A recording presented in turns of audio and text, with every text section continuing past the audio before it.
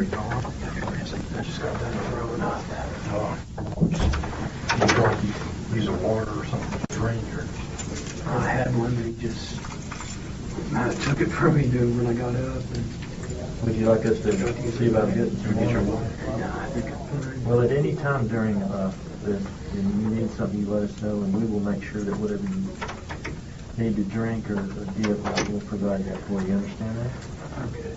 Yeah, I haven't had anything to eat still, but would you like something to eat? no, I don't. Especially now, I don't think I can handle it. I mean, they've offered me plenty, and I just keep turning it down. But So they've been pretty nice to you? yeah. Good. Kevin, do you know where you are? Yeah, I'm in Police department. Purcell, Purcell Police Department, yeah. Reason, basically, we want to be sure that you know what you're doing. You know that by talking to us, we want to be sure that you've been treated right. And since we have not seen you for the last few hours, we want to make sure everybody's treated you good and treated you right. Yeah, they've often, that's almost annoying how often they keep asking if I'm okay and if I need anything to drink or eat. Okay, I well, just started feeling sick about the last half hours. Just nausea. Yeah, just kind of all getting to me, Are you and kind of nervous? like some little acid reflux and stuff from the nervous and everything. did you feel okay about talking to us? Yeah. Well, you remember Craig Overby, Yeah. and I'm Mark Mack, and you'll recognize us, the two FBI agents that visited with you earlier. Asked for you. Okay, great. For the record, we want to just to make sure that you understand your rights. We're going to have you read this to us. And can you read mine? Yeah. Okay, I mean, just for the record. It's part of our job as FBI, just make sure that your rights are protected. Yeah. And that's why we want to be sure that you understand these. And so I'll begin with this. This form is one that's been produced for the Purcell Police Department, so you'll see their name at the top. Okay. And it says warning of rights. You must understand your rights before we ask you any questions. You have the right to remain silent. Anything you say can be used against you in court or other proceedings. You have the right to talk to a lawyer for advice before we question you and to have him with you during questioning. If you cannot afford a lawyer and want one, a lawyer will be appointed for you. If you decide to answer questions now without a lawyer present, you will still have the right to stop the questioning at any time. You also have the right to stop the questioning at any time until you talk to a lawyer.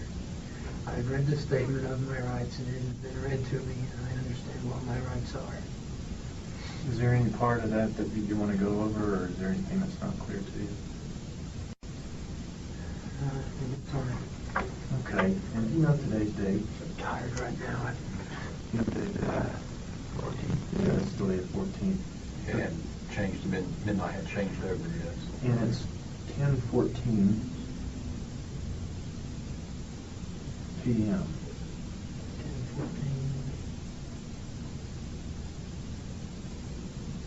Okay. Just sign your name right there. Yeah, I'm used to being asleep by 8:30. When you get up at, 2 in the morning to go to work? 3 in the morning. Let's also read this, where it says waiver of rights, if you would read this, Kevin, for me.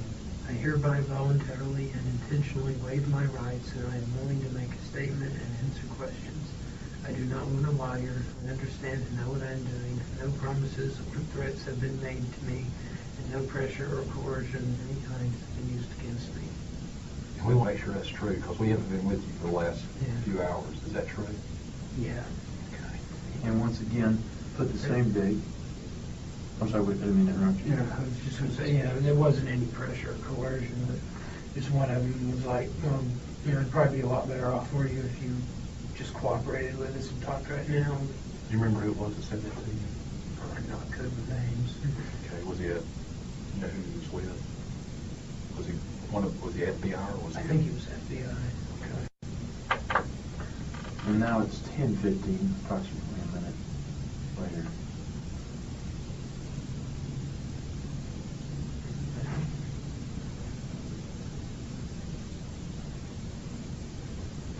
And this is the certification, and we just get her all read along with you. Go ahead and read aloud.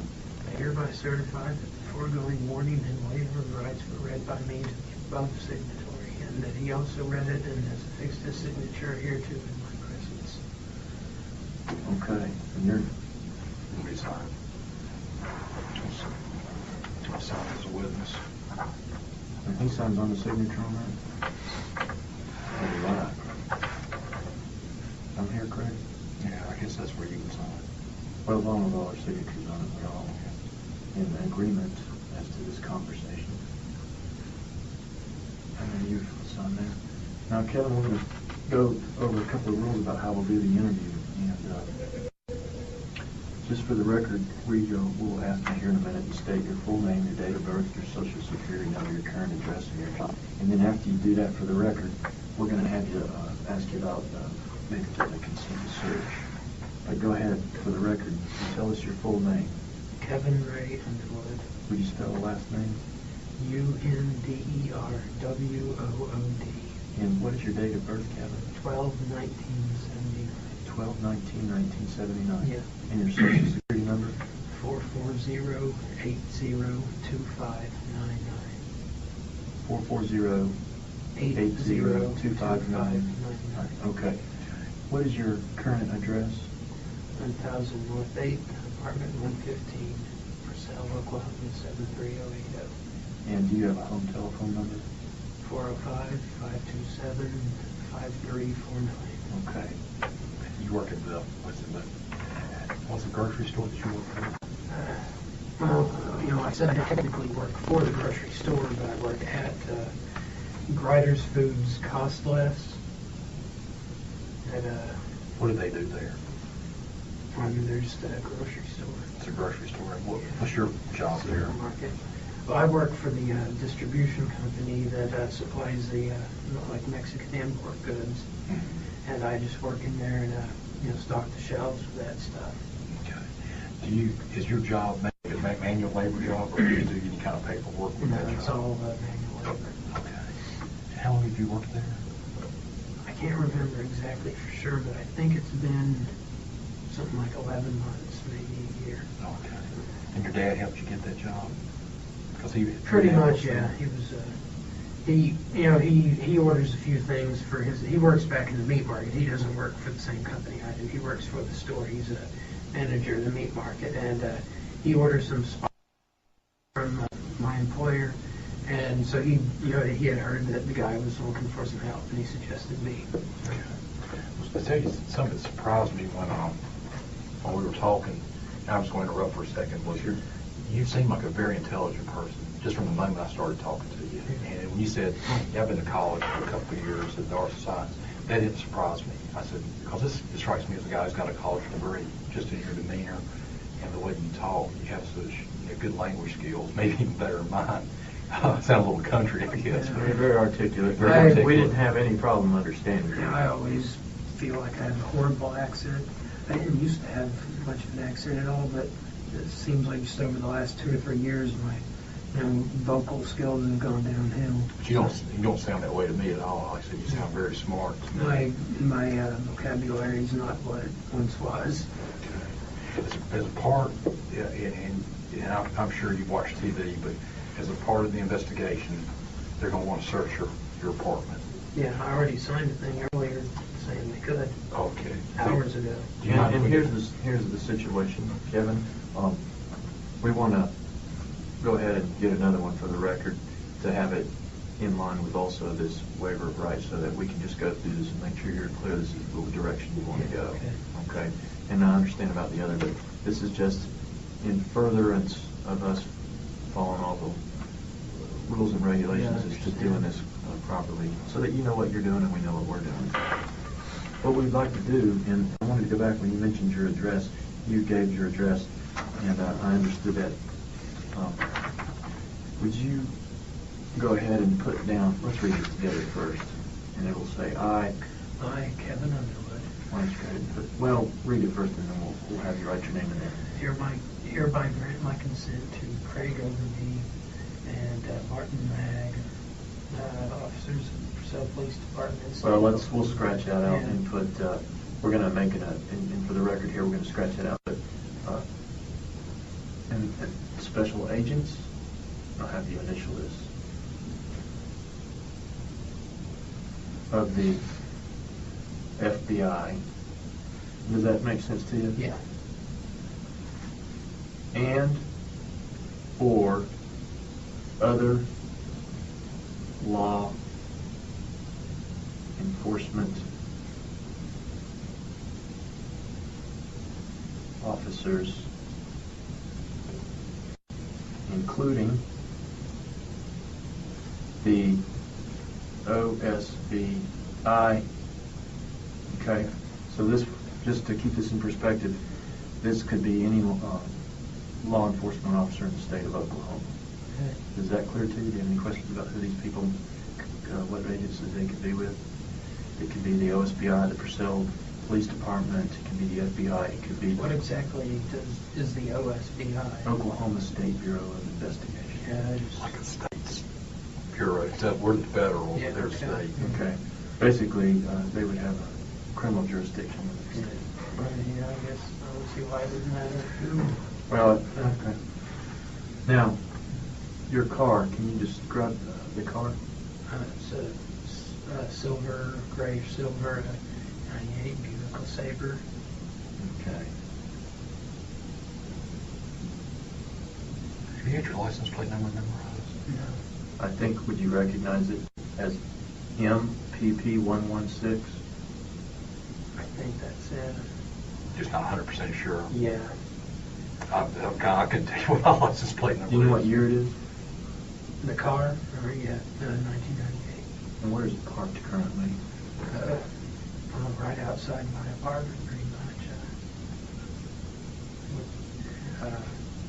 Was pretty much right outside my bedroom window, kind of, right there in the parking lot. Is there any way that we can identify this vehicle other than the tag number? Is there something in it that you could specifically say it's this Buick LeSabre? Oh, there's bumper stickers on the back. What are those bumper stickers? One of them says anybody but Bush, and other one says U.S. government philosophy: if it ain't broke, fix it till it is. We don't hold that against you, by the way. Well, he and I ran against the government probably more than you do. And we have our moments. Okay, so you're and to reiterate this with you, you have a Buick LeSabre in 1998. It's silver. Yeah. It's got 2 stickers on it, but was identified, and the vehicle tag may be MPP116. Yeah. Okay. And then you're give me your apartment again. Apartment. Your address.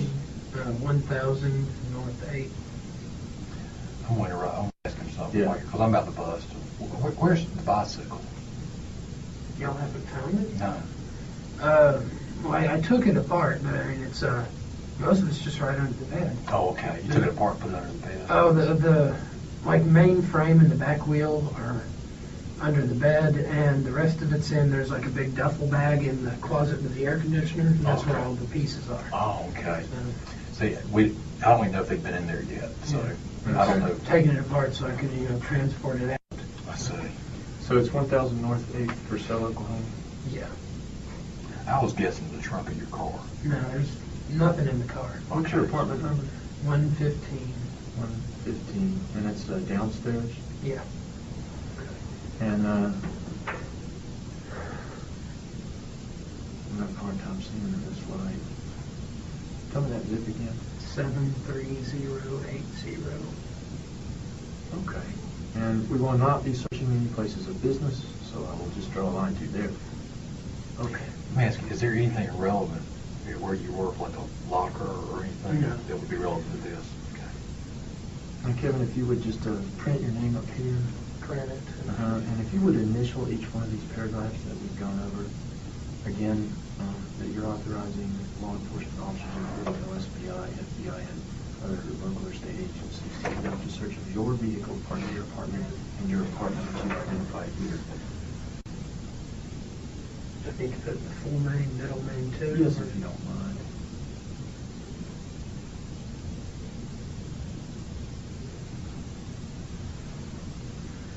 Okay, so just initial over here somewhere. Yeah, the car, initial report by the car, where we made those changes to include the FBI and the OSBI people and whomever, would be associated as assistants of those agencies. And then the house part, the apartment 115, just that. And then this is not an issue here. And then sign your name here. And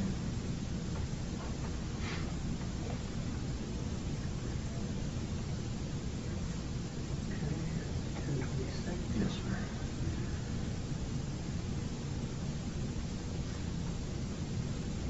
I wrote those on the wrong lines. That's okay. That's okay. It's the information that's correct. Okay. And Craig and I will sign this.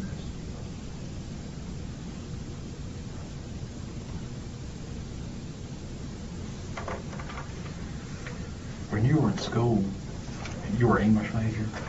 I never declared a major. Is that where you were leaning? It's what I was probably intending on being, yeah. Do you see, I noticed that you liked Hunter Thompson. Do you see yourself as like a writer? I always wanted to be, but I just didn't really have the skill. I mean, I haven't wrote anything in years. Were you ever a journalist, where you would write journals? And were you that type of guy that would write a lot of journals? No, well, I do have a blog, like online journal thing I write in. I haven't even wrote it hardly in a couple of months. Well, when you were writing your blog, what would you write? What would you do? Mainly just, I mean, like what happened to me during the day. It's like an online diary? Yeah, pretty much. Okay. We kind of go back. We've had the day just kind of went wham, wham, wham, it just took everybody kind of by surprise, I think.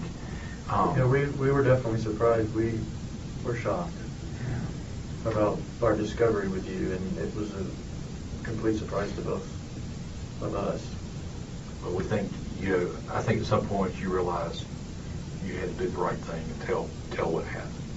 Yeah. And why don't you go right back from the very start? When did this kind of thought first occur to you to maybe do something like this? How long has this been with you? A couple of months, probably. I was telling one of the guys earlier that, I don't know if it has anything to do with the medication I'm on or what, but because it started about the same time I went back on it. Now, the first time you were on it, did you have that problem? No, the first time I took the medication a year or two ago, it seemed fine, but then about a month and a half ago I got back on it again, and ever since I started taking it again, I've just been eating constantly, just from the minute I get home to the minute I go to sleep. Nearly I eat. I've gained probably 20-30 pounds in the last month, and about the same time I just seemed like started having all these weird fantasies and everything. When did you think the first time in your life, and we understand this, I mean, what you experienced is nothing unusual. There are some people that fantasize, about different things that, for instance, one guy might fantasize being with 3 different women, and that's kind of what turns him on. And some people, their fantasies may go a little more violent. Some people, they may fantasize about handcuffing somebody and having sex. And it maybe progresses a little bit, but when do you first think you started having, fantasies of this nature? Was it as a teenager? Did you have this? No, it was all recently. Can you describe what your fantasy is for us, for the record? Well, it started off as cannibalism. Just the, I wanted to, know what it tasted like, and just the thought of eating, someone, was appealing to me. But then, it kept kind of evolving from there, because I am, sexually frustrated. I haven't had sex in 4 years. Was it with, when you went out to San Francisco, did you? No,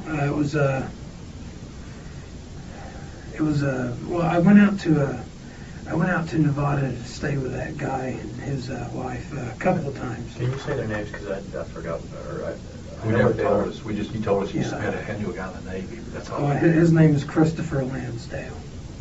And, Lansdale? Yeah. Christopher Lansdale? He's in the Navy. Yeah. Okay. And you said he was stationed in Nevada? Yeah. Do you know what base it is? Fowlin was the name of the town. It was a naval air station. Okay. And, now he's stationed down in Fort Worth somewhere. I don't know the name of the station though. Oh, he's down at Fort Worth Naval Air Yeah. Station. Yeah. I've been by there. But anyway, and like the second time I went out there, like me, like I'm his best friend, and then this girl's like, there's this other girl, Christina Bray. She was like his wife's best friend, and we, both took a bus out there together to go stay with him for a couple of weeks. And we ended up at the end of it, like when we came back to Oklahoma, going out a few times. It was, we went out like 4 or 5 times and had sex a couple of times, and then she just like stopped returning my phone calls.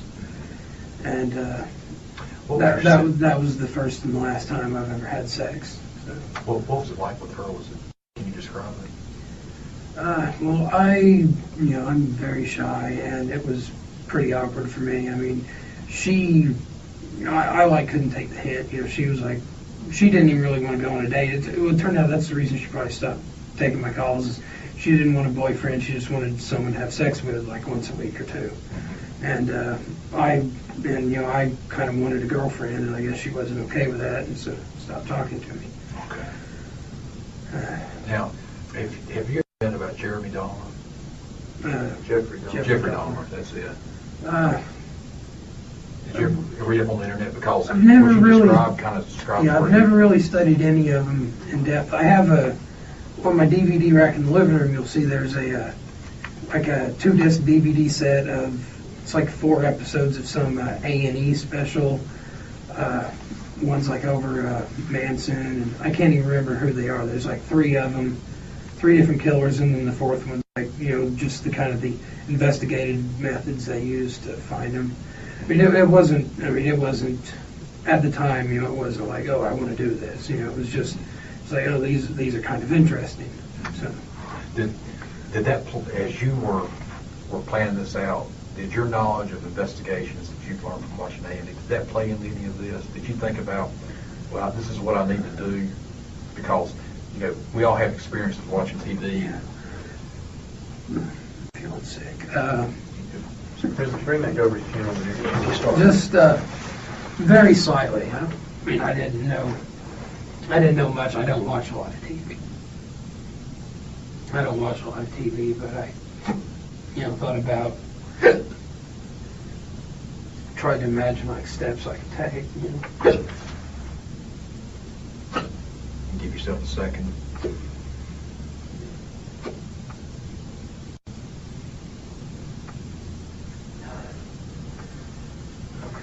Okay. Yeah, I might need some water, but. Let's see if I can. We're going to take a break here in the interview, and I'll note that it is now. Hello.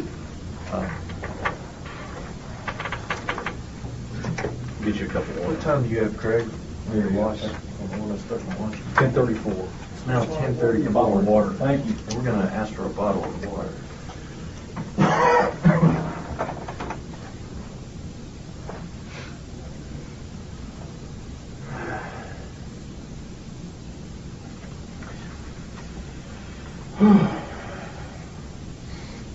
Fill up the resume?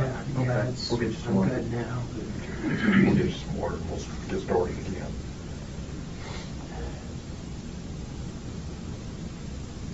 Pardon, I'm just not used to talking this much. Keeps drying my mouth out. It's usually pretty quiet. I don't leave the house much. Thank I you. don't talk to anyone. I hate using the telephone. Is it, I'll tell you, the thing about my personality is I'm the kind of guy, and I think you're the same way, but like in my office, I have things in a certain way. I mean, I put things in a certain place. Are you a planner? Are you a guy that likes to plan? Not really, no. Okay. I certainly planned this out. I mean, I've been thinking about it for at least a month, so about a month. Now, was it specifically the girl in question, or was No, I told the guy earlier it could have really been anyone. I mean, age and it wasn't even, it wasn't necessarily a, pedophile thing either. I mean, age and even gender didn't even really matter to me. I just, at first I just wanted basically to eat someone, and then it turned into, while I'm at it, I'm going to, get off. you know, have sex with him, you know. Were you going to have sex before or after, or both? Well, my plan, my original plan, the way I had envisioned it all going was I was going to just like grab him and like, Just any person? yeah, just well, I did kind of favor this girl a little. I'd seen her and I was like, you know, I was kind of like, well, I'd really like her, but then as I saw her more and more, I'd think, no, I can't hurt her. You know, she's nice. I know her too well. What's her name for the record? I didn't even know it until this happened. It was Jamie Bolin or something like that. How did you learn of her name? Newspaper. Newspaper. I didn't even know her name until today. Is the account of the newspaper's description of Jamie Bolin the same girl that we're talking about for the purposes of this interview? Seems like it. I had no idea she was 10. I would have sworn she was probably 12 or 13. By the Can way you she just looked. for the record describe it before you continue on? Describe her? Yeah, her physical appearance. She was had thin red hair, glasses. She was a little chubby. And where did she live? Upstairs and across. Do you know the apartment number? I was 115, so maybe I think like 213. But it was open across from you. Yeah, upstairs and across the hall. I just want to make sure I was clear on that, who it was, and you can go ahead with Mr. Overby's questions. I don't know if you remember when we first talked, we mentioned her, and you said, you know, I could never hurt her because she reminds me of my sister. Yeah. Why did you say that? Was that true, or were you, at the time, were you trying to throw us off? Or That was, more or less something I thought of after I already did it. Okay. You thought that you could tell us later if you were ever asked, hey, I could never do this because she kind of looks like my sister anyway. Kind of, yeah. Did that play any part whatsoever? You got rage towards your sister or No, anger towards not your at sister? all. Right. You know, I mean, I said, I hate my parents finding out about this, and especially hate her finding out about this. You love your family? Yeah. Okay. I've always been a mama's boy, too, so Oh, Nothing okay. wrong with that. really hating it. Because this will probably literally kill her because she wasn't in the best of health anyway. Yeah. Now, tell us, as within the last month you started thinking about this, tell us the plan that you came up with in your head. Well, like I said, I was just going to grab whoever, and I had some handcuffs and some duct tape. I was going to handcuff them and put the duct tape over their mouth so they couldn't scream. Where's the handcuffs now? Where are they? They're in, I have a bag in the closet that has a bunch of like porn and sex toys and stuff in it. Okay. And they're in there. How long did Which you have? closet is it? Is it the one The where one the that, duct is? no, or the yeah, one with the one that the bag was in. Where the Luke- big walk-in closet. How long have you had that bag with the porn and the handcuffs and all that stuff? Well, some of the stuff I've had for years. Okay. I don't think anything in it's a recent addition. What kind of, tell us what's in that bag. Well, there's like a fake vagina, and then like I said, gender didn't even really matter. I've never done anything with a guy, but I've always been bi-curious. I got a vibrator and a couple of dildos. Then there's some like novelty things like the handcuffs and blindfold. Are they real functional handcuffs that would restrain somebody? They've got the little releases on them. People could get out of them if they really tried. Yeah. Okay, it's designed for Yeah. I sex. got them at Christie's Toy Box at a sex store. Okay. Have you always been interested in like, I guess like S&M games? Not at all. No. Neither bondage or S&M. I just mainly got the handcuffs here about a year or so ago because there was a girl I liked who was kind of into handcuffs, and I was like, well, if I ever end up getting involved with her. It's something that you thought maybe you guys talked and you knew she liked that, and Yeah. was it an internet deal? No, it was well, who was it that liked him? Was it the internet woman or was it the girl I worked with? I think it might have been the girl I work with. My previous job before this one, I worked at the Carl's Jr. down there for 9 years, and there was In Purcell? yeah, Oh, okay. and there was a girl there I worked with for several years, and we were pretty good friends. We're still in contact online rarely. You know, I talked to her a few days ago, and that was the first time I talked to her in about a month. And I think it was her that, I had a crush on her for like 2 or 3 years, and I think it was her that liked him. What did you do at Carl's Jr. for 9 years? Cashier. They offered me management a long time ago, but I just didn't want it. Didn't want the responsibility for basically no extra money. And, so I was mainly a cashier, usually in the drive-thru. Why'd you leave Carl's Jr.?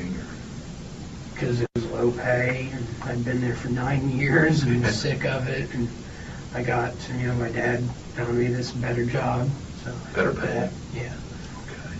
Now, going back to the plan, you had the handcuffs and the duct tape. Yeah, so what I was going to do is I was going to, like I said, yank them in there, restrain them, and if it was a kid, I was going to just make them sit there and watch some porn first, and then I was going to have sex with them.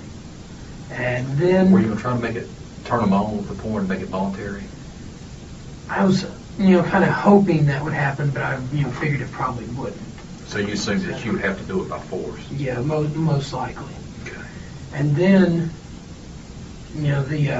after the sex, it would turn kind of violent. I'd start kind of torturing them a little and stuff like that.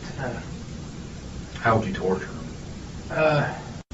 In your fantasies, what would you do? Sticking large objects in their anus, causing them pain that way. I had some long barbecue skewers I bought. I was going to poke through their cheeks. I've got in that bag of porn, there's also a Barbie doll head I found on the ground a while back that I stuck some needles in. Kind of illustrates what was in my fantasy. It had like some needles in its cheeks and some nails in its eyes, but I wasn't intending on doing that because the torture was kind of a late addition because at first I wanted the body to be pretty much unharmed. Because what I was going to do after that then was I was going to, while they were still alive and gagged, I was going to drape them over the bathtub and cut off their head. And then hang them there and let the blood all drain out, good and drained out. And I was going to keep the body around for a couple of days. I was going to set the head on my desk so it could watch me. And, keep the corpse in my bed, sleeping with it, having sex with it for a day or two, and then I was going to start butchering them and cooking them. So, okay. Did you buy any pots or any special things for that? Just the barbecue skewers and some meat tenderizer powder, and hacksaw to cut open the head to get to the brain because I wanted to eat the brain and the heart and some of the organs. It's been my experience that a lot of people who like or think about those kind of things maybe experiment with animals. Have you ever experimented with animals? No, I told the guy earlier, in fact, this, like I've said, this is just entirely against my nature. And if, I told him I'm not really religious, but what beliefs I do have would be pretty much best described as Buddhist. I didn't even like stepping on bugs. I didn't believe in violence or anything until this happened. Okay. So.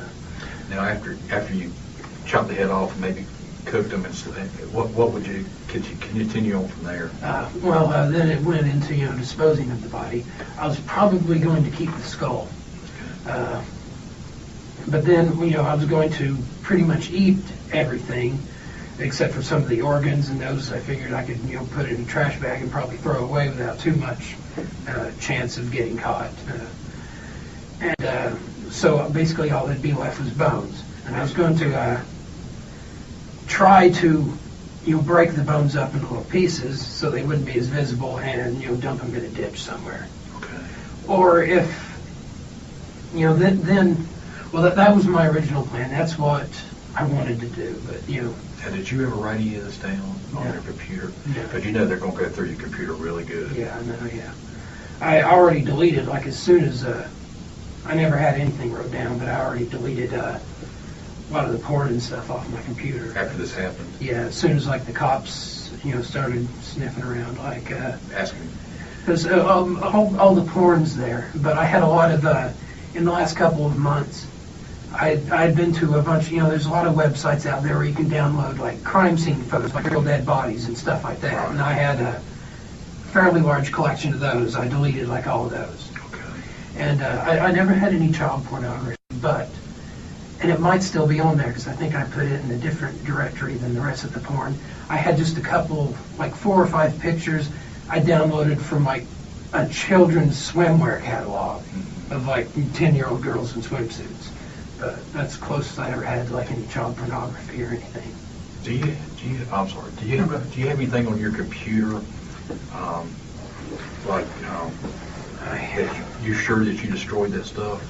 Or did you just go delete off the reset? Could still be a burn on your hard drive? Yeah, they say none of that's permanent unless, they claim there's programs now that can make it permanent. But no, all I did was, dragged it to the trash bin and hit, empty trash bin. So it can most likely be recovered probably. Okay, you didn't go, I forgot what it's called. It starts with an N, but there's a certain program that if you use that, you can really wipe stuff out. Yeah, but you didn't go through that trouble. There's programs like that all over. I see advertised, but no, I don't have any of those. Okay, if they heard about this, they're really going to pull this stuff up. When did you think you first started downloading this kind of stuff? Because they're going to know for a fact. Yeah, well, the cannibalism thing started probably a year or so ago. Might have been while I was on the medication the first time, but I'm not sure. I don't think so, but it might have been. Now, Kevin, for the record, you're currently taking your medication, is that correct? Yeah. Did you take it today? Yeah. And you say it works for you? It doesn't really help with the anxiety. I'm still shy, and I still can't really talk to people. But I don't have like the panic attacks, and I don't get depressed about, not having a social life. Well, are you aware of your actions and fully in understanding of what you're doing? As far as I know, yeah. Yeah. Okay. Now, so But I think it might have maybe lowered my inhibitions a little or something like that, Maybe so. You might have He had recognizes what you're doing as being against the law? Yeah, I know. I mean, is there any questions that you have about that? No, I know what I did was wrong, and I know that I deserve to be punished for it. So the deal with cannibalism may have been as long as ago, but Yeah, but, I mean, it wasn't something I was. I mean, I was kind of interested in, kind of curious as to what it would taste like, and it kind of aroused me, and I, kind of masturbated to some of the pictures because there's this website I found, I don't even remember what it is now, where you could download lots of, fake computer graphic images of women on spits and stuff like that, and, cooking over a fire or whatever. And you found it sexually arousing? Yeah, very. But it was the thought of killing someone, though, at the same time. It was, in my mind, it was like, well, I'd only do it, if the woman, wanted to die and wanted me to eat her. I wouldn't, go out and kill someone. Murder's wrong. I wouldn't ever murder someone. Okay. That's the way I thought at the time. Okay. But I've been surfing internet porns for probably 12, 13 years, and there's a lot of weird stuff on the internet, and so as the years went by, I just kind of got kind of desensitized to normal porn and just had to keep going after harder and harder core stuff until it finally got to kind of this cannibalism point. And then here recently after that, I started to kind of seriously think about it and develop an interest in these pictures of real death and cannibalism and have you ever read gore and gruesome things. And have you ever read psychology books or internet sites, and just out of curiosity, reading about people with like interests, or to say, hey, somebody like me who, likewise people who would get sexual gratifications out of possible cannibalism or viewing women on spits or things like that? That site, that I downloaded all the fake pictures from, it was a message board mostly, and it was mostly text, but people would, it's like, here's this picture I made with my computer. And it was, so it was all people with the same interests, and, pretty much, probably 95% of them from what they said on there anyway, were of the same mindset as me. I would never do this, but it's fun to fantasize about. It's a fun fantasy. It's it's an interesting fantasy that gets me off, but I would never kill anyone. And given the chance, I would probably not ever actually eat someone. Was most of their opinions. So you yes. would masturbate if you to this fantasy of a cannibalization, like seeing a woman on a spit or something like that. Yeah. Okay. When did it first enter your mind that yes, I'm going to do this today? Well, not today, but I'm sorry. When You mean what that day day? happened? Well, That Wednesday. I'm yeah. sorry. And what day was that for the record? Wednesday. You know what day of the April, or what are we, April? Yeah, this is the 14th, so that'd been the 11th. Yeah, that was And Friday the 14th, Thursday the... Thursday the 13th, Wednesday the 12th. Yeah. I'm bad with dates. Yeah. Well, I didn't understand. Wednesday the 12th? Yeah. Do you know for sure it was a Wednesday? Yeah, it was Okay. definitely Wednesday because I'm off on Wednesday and I was off work that day. Okay. Go ahead. I just Did you plan it for your day off? It was, well, I'd been planning it, like I said, I've been planning it for months, buying supplies and, trying to get the exact plan down of what I do and how I dispose of it afterwards. And the exact victim? And, well, like I said, I kind of wanted her, but it didn't really matter. I mean, that's to tell the truth, that's the main reason I was hanging out in front of my apartment, is to watch all the kids and watch all the people come and go. And it was, I had pretty much planned all along to probably get a kid, just mainly because they'd be easier to grab and easier to get rid of afterwards, smaller, and, put up less of a fight. But there was a few, girls my age, I'd be like, well, she's really attractive. I wouldn't mind, killing and eating her and having sex with her and all that. But, Did you find her attractive? not really, no. She was kind of homely. But there was a part of me that, kind of found her attractive, but at the same time, not really. What did you mean by homely? Well, I don't know, she just had, she was almost bald. She had, really thin hair, really thinning hair. And What color was it again? light red. It was almost a blondish red. And, she was a little chubby and, just kind of wasn't my type, basically. And you said again, you thought, how old was she? I would have sworn she was at least 12, maybe 13. So you were pretty confident you knew she was a kid. I mean, there wasn't any question. Yeah. I mean, some of the kids that when I was first thinking about it, I was looking at it, 5-year-old boys running around out there playing all day. So I mean, the age and the gender didn't really matter to me.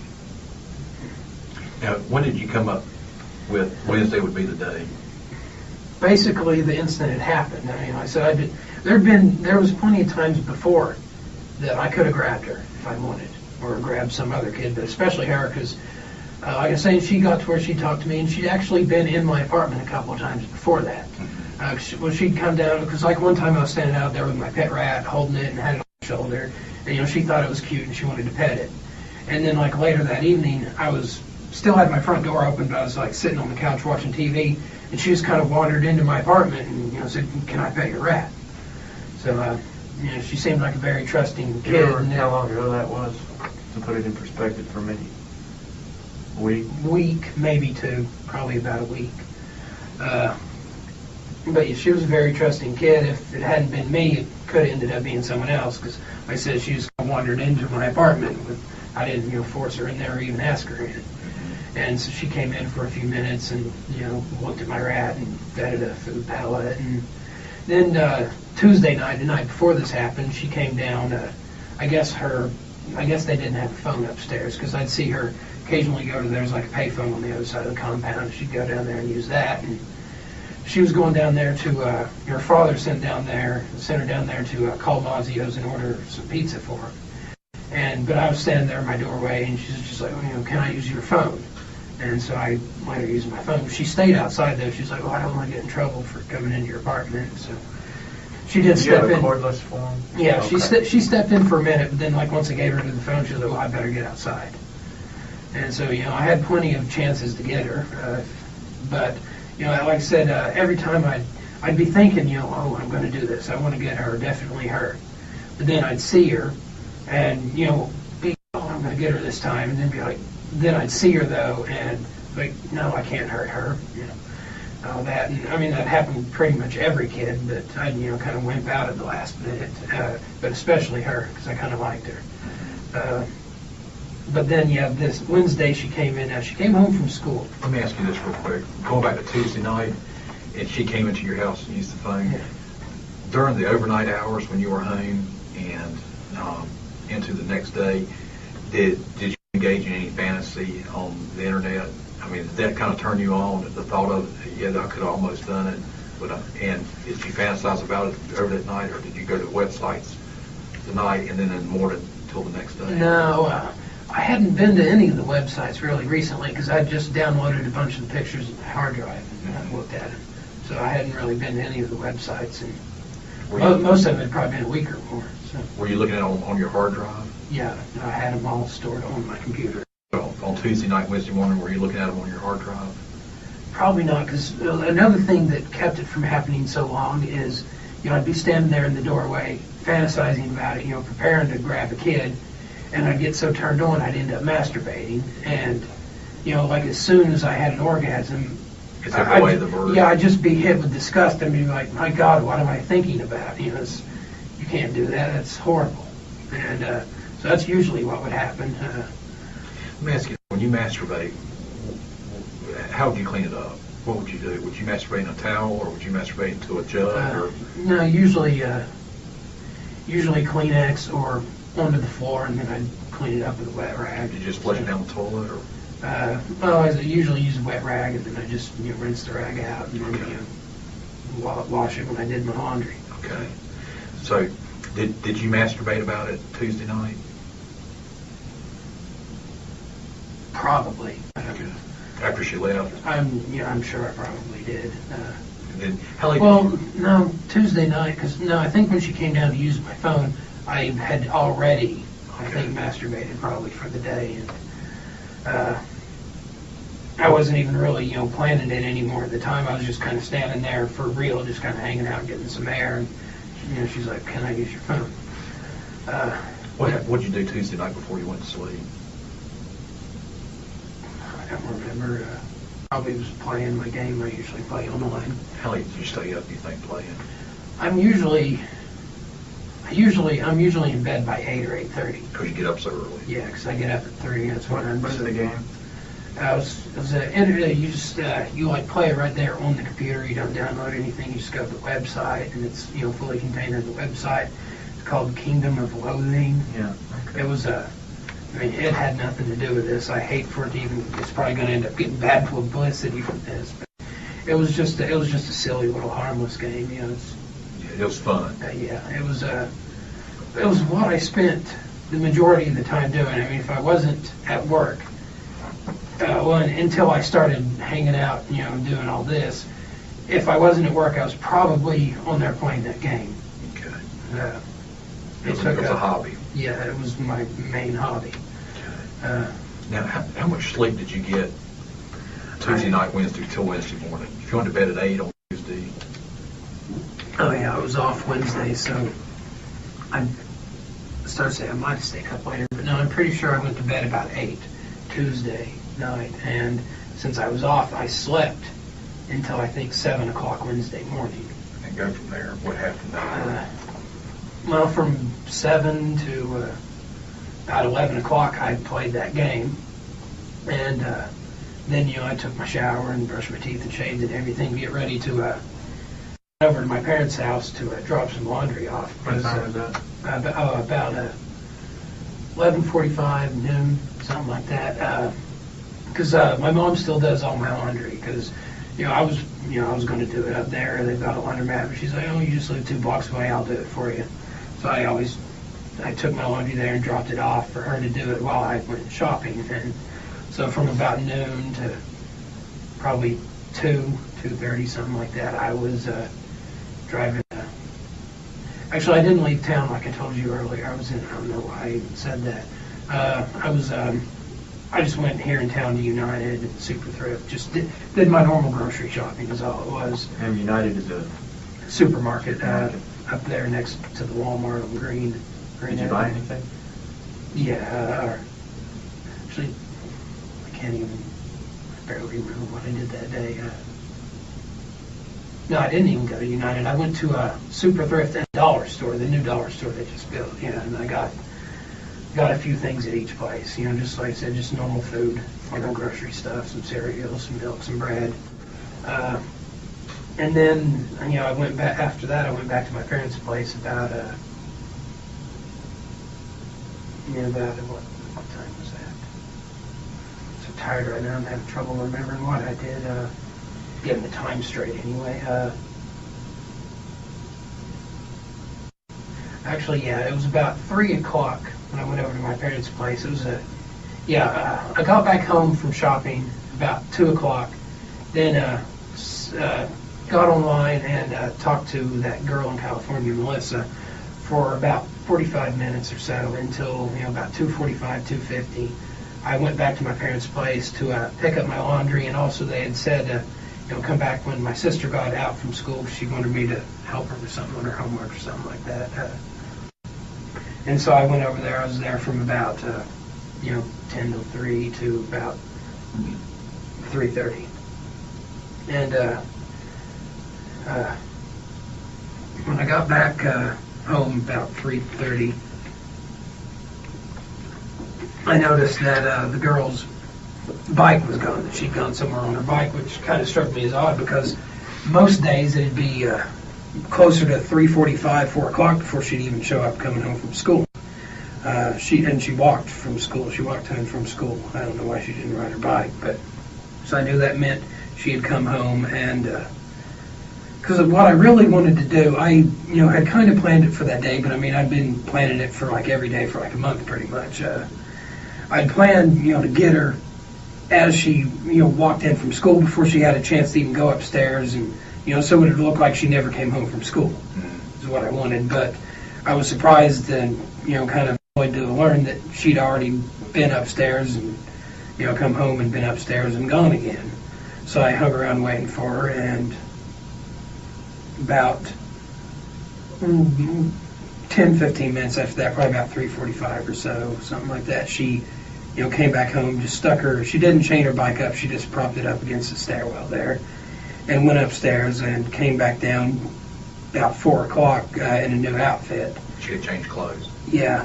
On the first time she came home, before she went and changed clothes, she stopped, she saw me stand there, and she was just like, oh, this is horrible. I came home from school and realized I'd forgot my house keys at home and had to go back and get them, and it's so hot today and I have to go up a big hill, and she was just complaining about how hot she was, and she couldn't believe how hot it was around here. She said she didn't think it ever got that hot in Dibble, where she used to live. And then she went upstairs and came back down in a new outfit with a mug of ice milk, which the mug's also in the bag with the bicycle parts. Okay. And she came down again, started talking about, her bike was still unlocked right there. Yeah, it was still sitting there unlocked, which was good because that had been my plan all along, was to take the bike too. So, if I couldn't get her on her way home from school to take the bike, so it would look like she, was out on her bike and got kidnapped or run off or something like that. Anyway, she came downstairs and was still, she's like, oh, there's nothing when it's this hot, nothing good like a good, glass of ice milk. And she, kind of chatted for a minute and then asked to come inside and see my rat again. And she just sat there on the floor looking at my rat. And about the only TV I ever watch is cartoons, Cartoon Network and Nickelodeon, and SpongeBob was on. And so she was kind of sitting there watching that, and we were talking about the show a little. And she was in my apartment probably a good 15 minutes.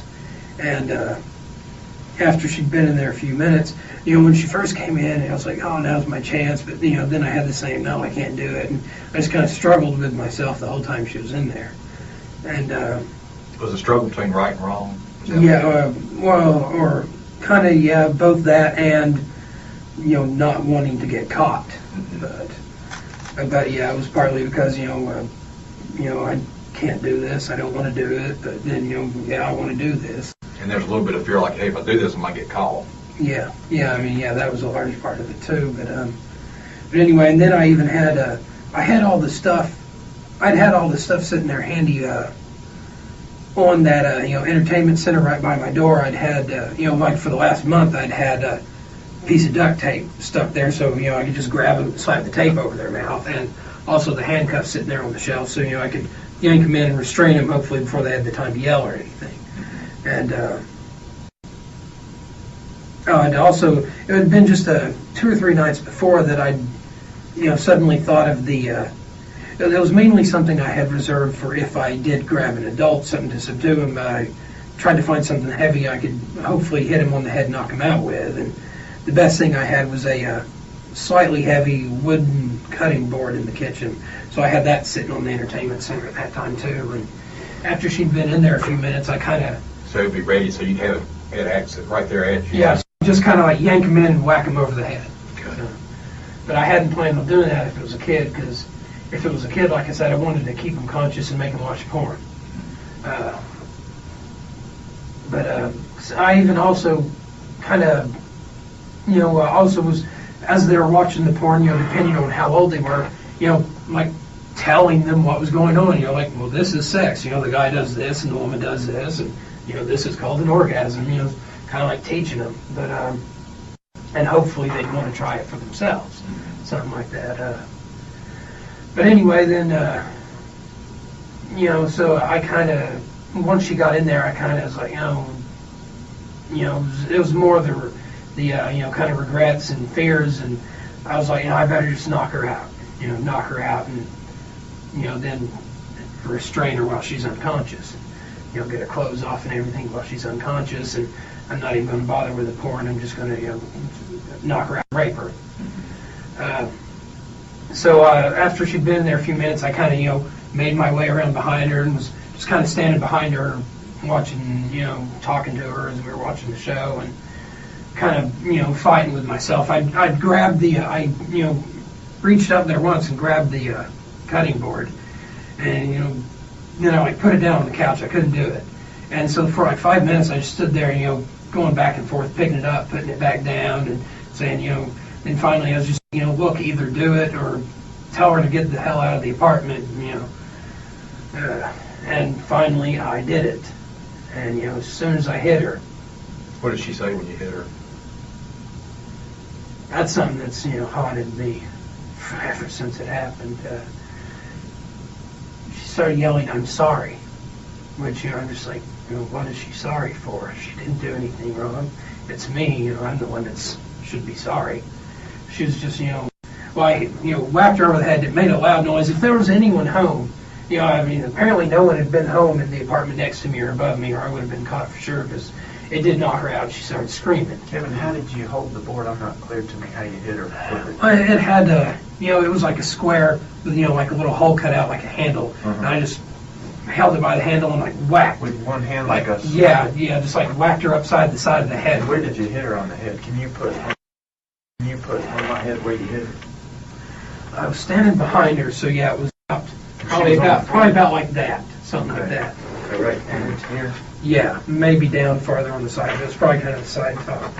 But, because I think I did it with this hand. No, it was probably this hand because I'm right-handed and that was my stronger hand, so yeah, it was probably this right And you were behind her? Yeah, I was behind her, just whack. And she was where? Sitting in the floor, like in front of the TV Okay. and the rat cage. Okay. It was right up against the rat cage almost. I had to, I had to kind of wait for her to get in a position. I didn't want her to like fall over on the rat cage. But, so I whacked her with that, and she's like, ow, and started crying, and she's like, oh God, I'm sorry, my God, I'm sorry, and just saying I'm sorry over and over mostly. And so I whacked her again, and she jumped up, and I couldn't believe it didn't knock her out. I hit her. It's all kind of a blur once it started happening, but I hit her, I think 3 times, maybe 4. But With each time with the same cutting board? yeah, And as hard as you could. yeah. Every time I got harder, I was like, She's not going down. yeah. So I'm like, why isn't she unconscious yet? Because you think when you hit somebody, hey, they're going to go. Because you see it on TV. Yeah. Did she resist? Yeah, she, like I said, she jumped. She was yelling, God, I'm sorry, and let me go. I won't tell. And after I hit her a couple times, I finally just had to jump up and grab her, and I couldn't believe how strong she was. I barely held her down. I finally I like to never got her down to the ground. I mean, I had to, well, you know, how I didn't want to choke her because, like I said, I wanted the body to be pretty much perfect. So I didn't want to leave the, you know, marks around her neck or anything. So I just, you know, climbed my hand over. Were you behind her? Or were you looking Yeah. for you on, did you have her on the ground? No, I was, like I said, she got up and was trying to run around, and I, you know, grabbed her from behind and was kind of hugging her with her mouth over her, hand over her mouth and nose. And eventually, you know, after she started getting weaker and stuff, and I mean, we flopped around. I've got pretty bad carpet burns on my knees from it because I said she put up a, And just for me to understand, let's see, this is your right leg. you know, some of both of them, but this one's the worst. So. So you were wearing shorts at the time? Yeah, And you're telling me this is from the incident with... yeah. Because you were on... Yeah, it's from struggling. You were struggling on Yeah, behind struggling with her on the ground. Because then, yeah, once I, you know, I finally got her down to the ground. Finally got her. You know, I mean, we struggled. It took me probably 15, 20 minutes to kill her, to get her completely dead. Because then, even after, well, anyway, I, you know, struggled with her for a minute. Finally got her down to the ground on her stomach, and so I was kind of sitting on her back, you know, with my mouth over, or. No, she was on her back, yeah, but I was sitting on her, clamping my So hand you were looking down. down at her face and you were covering her mouth and Yeah, nose. kind of sitting on her, not really putting my full weight on her, you know, kind of like on my knees with a little bit of my weight on her stomach to hold her down. And Did you feel aroused at that point? very, yeah, by the time I got done killing her, you know, my underwear was soaked. You know, when you get aroused, it'll start, you know, kind of leaking a little. Pre-ejaculation? Yeah, it was, my underwear was pretty much soaked by the time she, well, even before she was completely dead. But, So are you telling me you were sexually gratified during this struggle? pretty much, yeah. Did you have an I orgasm or didn't, was it just... I didn't orgasm, but I was, you know, very, very aroused. You had an erection? Yeah, yeah. And, yeah, just standing there behind her debating on killing her or not, you know, I was starting to get an erection. But anyway, yeah, then she still, I mean, once she was down on the floor, she kept me almost slipping out of my grip, and she ended up, yeah, on her stomach at one point. Yeah, she ended up on her stomach, because I remember there's a toolbox sitting there by the edge of the love seat. And, you know, as kind of in like her last moment, she just started kind of reaching around, grabbing things, and she like opened that toolbox. And then she pretty much went limp, and I laid there on her for a good, you know, couple of minutes more to make sure she was dead. Cause she'd still, every now and then, because, you know, clamping through your, she could still get kind of a little bit of air sometimes through her fingers if my grip slipped a little bit. So I laid there for a while, and finally was pretty sure she was dead. Flopped her over, and then about 30 seconds later, she took a breath. So I had to jump on her and do it again. And it took probably several more, you know, it's probably wasn't as long as it seemed like, but it seemed like it took her another 5 minutes to get her limp then. And then finally, when I was pretty sure she was dead again, I jumped up and grabbed the duct tape and put it over her mouth and nose, because I was getting tired. My arms were getting sore from clamping down on her for so long. I was, give her a tight seal on her lips. That way Yeah. you wouldn't have to hold her anymore. Yeah. You could ensure it was gone. yeah, I could make sure she didn't start breathing again this time. Okay. And then, you know, once I got her taped up, I drug her into the bedroom so I could open the front door and wheel her bike in. It was Where'd you put her when you put her in the bedroom? just there in the floor, like between the computer desk and the bed. I just like wheeled her kind of right through the door, far enough that I could close the door so I could open the front door without anyone seeing. Do you remember any of your neighbors seeing you talk to her that day right before she came to the apartment? Unless they were looking out the peephole or anything, I don't think any of the neighbors had ever seen her talk to me at all. Okay. But, and, you know, that was one of the things I was always so nervous about is, you know, like, with the apartment right across from me, they had a door with a peephole, and I'm, you know, like, what if they're looking out the peephole as I grab the kid, you know, something like that. So anyway, you took her back in there, then you went outside. Did you get the bike? Yeah, I got the bike, wheeled it in. First, I stuck it in the big walk-in closet just to get it out of the way. 'Cause, you know, my head's so low to the ground, it wouldn't have went under the bed until I removed the pedals and everything.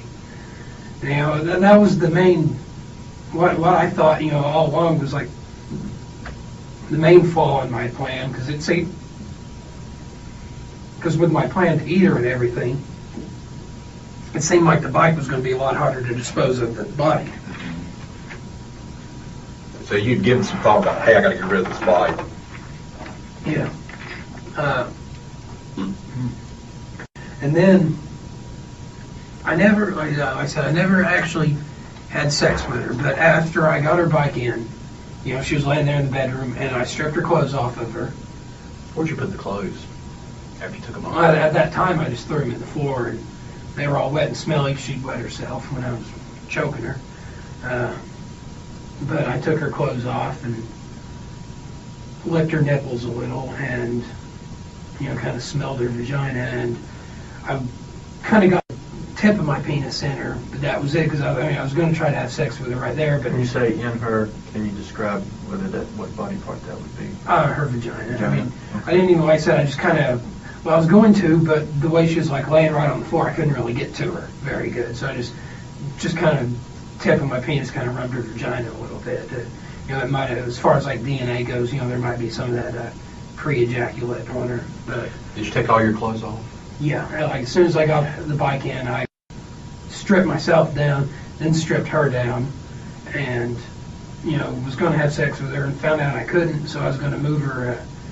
Move her into the living room onto the couch, where I had like a big beach towel. It's in the box with her, a big red beach towel that I had bought to lay down on the couch, so I didn't get anything on the couch. Were you thinking at that time? Were you thinking about hair, blood?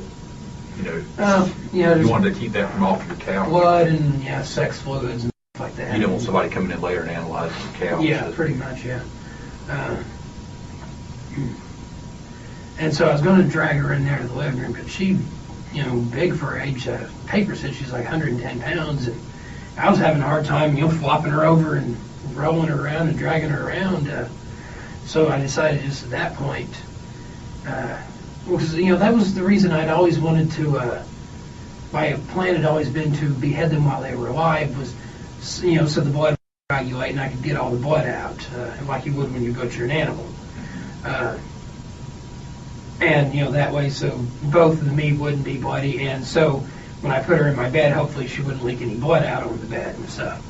And so I was like, well, it's a lot closer, and I don't want, she's already been dead maybe 10, 15 minutes, and so I don't want the blood to get all coagulated, so I'm just going to go ahead and drag her into the tub and behead her and then have sex with her body. And I got her in there, draped over the side of the tub, which, I thought I was stronger than that, but I could barely get her up on that tub. And got a big knife. It's in it wasn't a butcher knife. It's one of the knives in my collections. Well, it's the only knife in my collection, really. It's this big, ornate, like, dagger. And it always seemed like it was pretty sharp, so that's what I was going to use. And I got her in there and propped her over the tub, she was out of the tub with, just like her head, over the edge, hanging into the tub. And I, kind of got there. I put a rubber band in her hair so it would be out of the way, and because I didn't even want to, like I said, I wanted the body perfect and clean. I didn't want to get blood all in her hair, so I'd have to wash it and everything. And so I started sawing at her neck. I couldn't believe the amount of blood that came out of a girl that small, and it was already all clotted and everything. Was it going down the drain of your tub? I had a bowl, a big, white bowl. It's in the kitchen on top of the microwave. I was going to try to collect, a lot of the blood in that, probably taste of it. And but then when it started coming out, it was, pretty much hard to get to go where I wanted it. And like I said, it was already all dark and clotted and gross looking anyway. So most of it was just going down the tub. I had the water running, and it still almost clogged the drain. It was so clotted already. And did you ever pour any Drano down the toilet? I didn't have any Drano. I was going to go out and buy some. But all I had was, I poured like some other cleansers, some toilet bowl cleanser and stuff down there to help hopefully break it up a little bit. Because I was afraid it'd like back the pipes up or something and back up into other people's apartment or something. And, they'd know something was going on when they, then they'd find her missing and know that someone in the apartment complex killed her. Okay. So you had trouble sawing her head off? Yeah, that's what, I was trying to remember where I was. Yeah, I went, got, I guess, to her spine, and I just sawed and could not get it at last. And I was pretty much exhausted by then. And like I said, as soon as I hit her, I wished I hadn't started this, but, as soon as I hit her the first time, I was like, well, now it's too late. I can't stop now. Yeah. I mean, that was the only reason I even went through with any of it. And then I said, I was disgusted at first, but then once I was climbing down on top of her, holding her down, choking her, I got aroused again. But so at this point, I was just disgusted. I was like, God, this mess. And because I couldn't even keep the blood in the tub. It was running down her and right down the side of the tub into the floor. And I was like, at this point, I'm just clean up this mess and get the body out of here. I'm not even going to have sex with her. Okay. And so I was already pretty upset. I can't believe I did this. Wish I hadn't did it. Wish I could take it back. Right. And So at that point, did you start thinking of coming up with a plan that I won't get caught? yeah, I had to change all my plans since I was going to be a body. And And were you thinking about how am I going to dispose of the body and how am I going to dispose of the bicycle? yeah, I had bought that big Rubbermaid container she's in. I had bought that specifically for this too, but not Can for you describe that for us, since we don't have a picture of it here? It was just a big, I think it was like 50-liter, big gray, Rubbermaid container, like storage container with a, lid on it. Where did you buy that? It's been weeks, Did you probably get it from Walmart? 3 or 4 weeks, from the Walmart Supercenter in Norman. Did you, and you bought it for the purpose of your plan? I bought it for the purpose of, because like I said, I wanted to keep the body around for a couple of days, but I wanted to still be able to eat it when I was done, so I didn't want it to go bad. I wanted to get an ice chest, but they didn't really have any ice chests big enough to put a kid in that weren't like really expensive. So I just was like, well, I'll get a big container like this. It seals fairly well, and just keep a bunch of bags of ice in there. Did you keep your receipts from when you bought that stuff? No. Did you pay cash? I pay cash most of the time. Sometimes I use credit card. That particular time I might have used a credit card, but I don't know. Okay. And I don't usually keep my receipts. Occasionally I'll throw them down on the table when I get home, and I don't clean very often, so some of them might still be there, but I can't say whether or not that one is. Okay. So at this point, you decide you're going to put her in the tub? That container, That container, I was yeah. like, I call it a tub, I'm sorry. Yeah, it was, the plan all along for disposing of the bones was to use that duffel bag thing, but then I was hoping I'd still get the body in there, but, I got her and realized, well, no, she's way too big for this, and I liked to never even got her in that tub, because Was the duffel bag, was it bought for this plan too? No, I'd had the duffel bag for several years. Okay. I'm sorry, Rob. But anyway, and when I said from about 4 to, I was probably more like 5 to 6:30. I was online talking to that girl in California while the, half beheaded corpse was sitting there in the, sitting up propped against the tub draining, because. Was in your mind that I need to set up an alibi for where I was? Because you seem to say when we were talking to you, like, hey, yeah, she can vouch for me. No, I came up with that after. I was just genuinely. I decided that so I went to try to get rid of the body, but they was still bleeding too much, and stomach contents were pouring out of the neck, and so I was like, well, I'm going to let it sit here for a few hours and coagulate some more, so maybe I can move it without it, bleeding everywhere so much. So I just kind of went about my business with this. I closed the door because the bathroom, because like I said, I was sick, sick to my stomach that doing this. I didn't even want to see the corpse, and I just kind of closed it up in the bathroom with some incense burning to cover up the vomit smell from going up the air vent, because I smelled like vomit where she was coming out. Yeah, the stomach contents were leaking out of her neck when I tried to move her. Because, I can often smell things coming from other people's apartments when they're cooking something strong, and I don't want people to smell the blood and vomit, so I put some strong incense burning in there and closed all the doors. And, I just sat there at the computer for a couple hours, talking to her. I wasn't talking much because, I was feeling really sick and, really bad. But, I was literally physically sick, partially from what I did, and partially I was, wore out and sweating and hot from the exertion, and I don't do well in warm temperatures. It's just sitting there in that was part of what was making me sick, sitting back there in that office, because it was, even in here it's too hot for me. It feels pretty good in here, but I grew up in a house, my parents kept it like 70 degrees pretty much all the time in the house. So anything over 70 degrees, I start to get hot.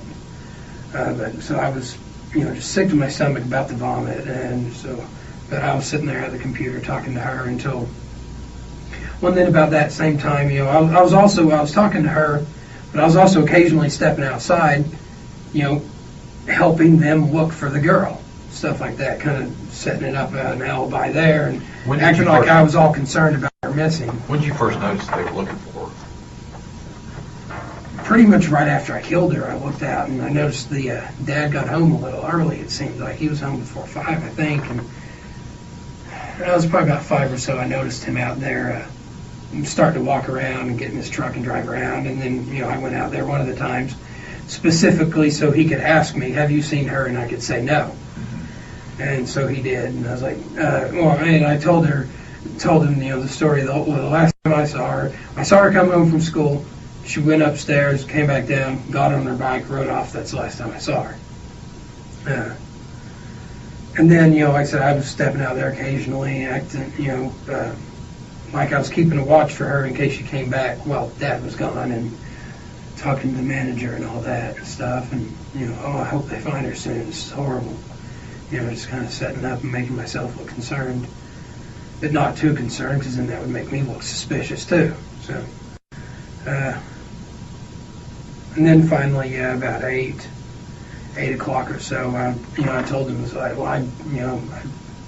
like to stay out here and help, but I've got to get back to bed because I got to, work early in the morning. And then, I went inside and finally finished cleaning up the body, and it still bled everywhere, and I had to wash the tub out and wash the floor, scrub the floor. To get the body in the tub, do you have to cut limbs off? Or? No, she's not cut up at all except for the neck. So you just basically compacted her body? Yeah, and by that time, that was the reason I had such a hard time getting her into that, is because by that time she was already stiff, and she had been in like a kneeling position on the tub, so her legs were like all bent up like this.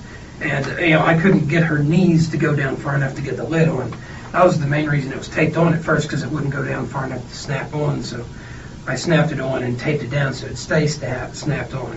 And then yesterday I went in there and, taped it more to seal it, and, in case it started smelling. Smells wouldn't get out. Smell out. The clothes that you were wearing during all this, did you put those in the box with it? No, I still wore them the next day, even though. So you didn't get much blood on I your clothes? didn't. Well, every time I'd go, I wore them when I was choking her. But then, when I was cleaning up the messes and cutting her head off and everything, I took my clothes back off. So except for a okay. pair of underwear, pair of gray underwear, which I think I stuck back in my underwear drawer. I didn't get anything on them either. So it was just in the tub, it's just her body and the clothes she was wearing? Her body, yeah. The tub being the blue. Yeah, the blue. I call it a tub. To be different from the bathtub, but you're talking about the... Like I said, I tried to move her, but she was still making a huge mess.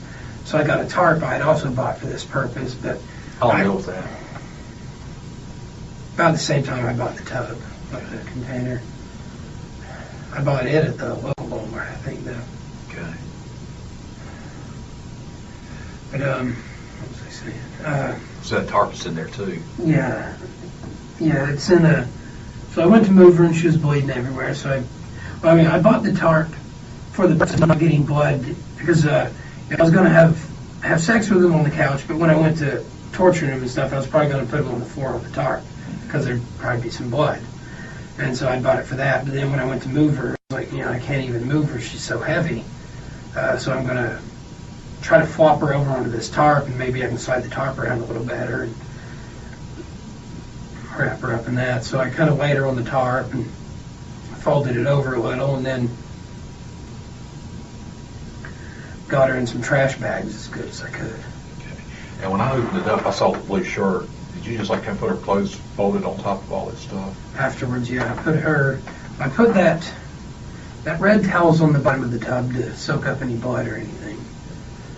Because at first I figured I'd just dump the body somewhere, wash the tub out, and bring it back.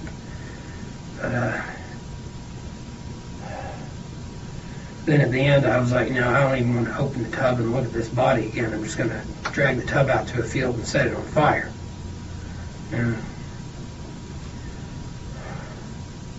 that'd been part of the plan all along. If somehow I wasn't able to eat them and there was a body left over, because here until just a week or two ago, we were having like a Burn ban. really bad drought. Fires were just breaking out all over, so I was just going to drag her out to a field and set it on fire. And you have a big fire.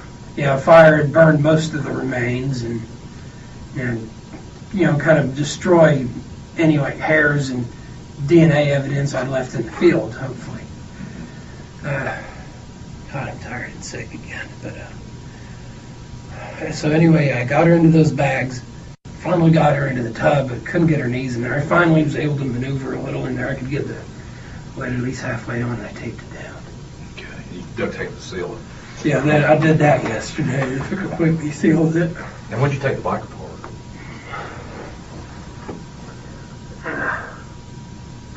Was it the same night? Yeah, I think I did that in the same night, Wednesday night. And then I was going to go home tonight, because even that frame that was left over that I couldn't take apart was, I think, still going to be too big for the duffel bag, so I was going to try to use my hacksaw to cut it up a little bit tonight. And did you already have all the tools that you needed to take the bike apart? Yeah. You didn't have to go anywhere and borrow any tools or anything? No. Parents got me a box of tools for my 18th birthday. Okay, and you just had those at the house? Yeah. Okay. Kevin, are you okay? Yeah, I'm just nauseous again. Okay. Exhausted. Take a break for a second. Yeah, I guess. Okay, let's take a breather for just a second.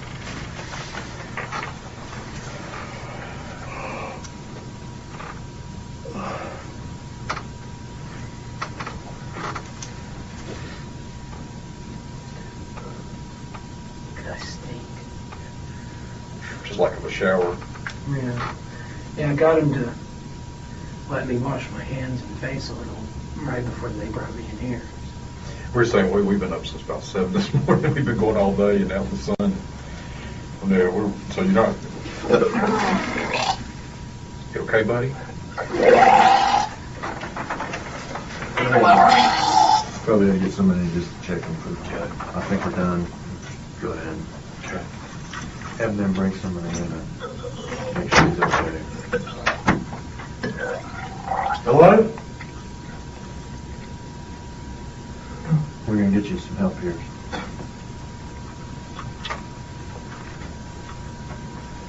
It's 11:33. Kevin? We're going to end because you're just too sick to keep going.